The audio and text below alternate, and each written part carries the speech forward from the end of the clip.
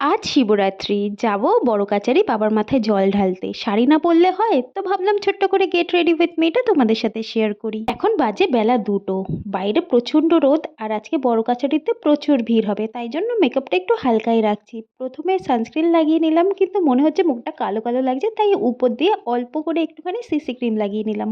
একটু কম্প্যাক্ট আইব্রোটা একটু সেট করলাম আর হালকা করে কাজল পরে নিলাম।